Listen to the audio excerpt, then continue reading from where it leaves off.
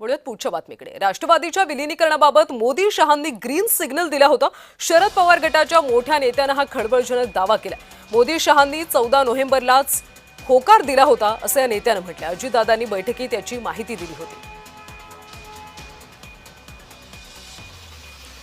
शरद पवार गटाच्या एका नेत्याने खळबळजनक दावा केलाय। त्या दाव्यानुसार नागपूर अधिवेशनादरम्यानच राष्ट्रवादीच्या विलीनीकरणाबाबत चर्चा झाली होती।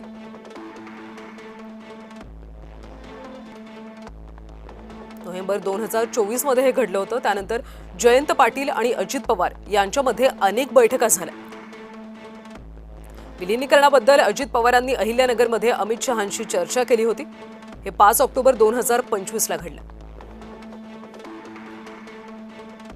पंतप्रधान मोदींची चर्चा करून सांगतो असं अमित शहा अजित पवारांना म्हणाले होते। 14 नोव्हेंबर 2025 पंतप्रधान नरेंद्र मोदींकडून राष्ट्रवादीच्या विलीनीकरणाबाबत ग्रीन सिग्नल आला। अजित पवार, रोहित पवार, हर्षवर्धन पाटील, अमोल कोल्हे, सुप्रिया सुळे, जयंत पाटील यांची बैठक झाली 16 जानेवारी 2026 मध्ये आणि या बैठकीमध्ये सर्वांनी आपापल्या शंका मांडल्या।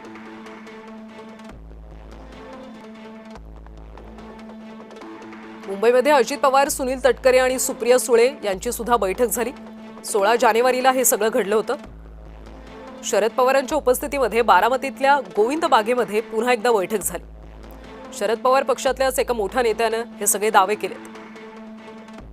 या बैठकीमध्ये झेडपी निवडणुका घड्याळाच्या चिन्हावर लढण्याचा निर्णय घेण्यात आला। झेडपी निवडणुकीमध्ये प्रचाराची सर्व धुरा अजित पवारांनी अमोल कोल्हेंच्या हाती सोपवली होती। अजित पवारांना शरद पवारांपासून सोडून गेल्याचा डाग पुसायचा होता। तसंच अजित पवारांना बहीण सुप्रिया सुळे यांच्याशी असलेलं नातंही कायम ठेवायचं होतं। तर 16 जानेवारीच्या बैठकीत नेमकं काय काय झालं आपण पाहतोय। अजित पवार यांना पक्ष चालवताना सध्याच्या राष्ट्रवादीच्या नेत्यांची फारशी मदत होत नव्हती। महापालिका निवडणुकीत सुद्धा पक्षाच्या अनेक नेत्यांनी त्यांना फारशी मदत केली नव्हती। विलीनीकरणाआधी दोन्ही पक्षांच्या कार्यकारिणीची सुद्धा बैठक होणार होती आणि याच बैठकीत विलीनीकरणाचा ठराव मंजूर होणार होता। येत्या 12 फेब्रुवारीला राष्ट्रवादीच्या विलीनीकरणाची अधिकृत घोषणा होणार होती।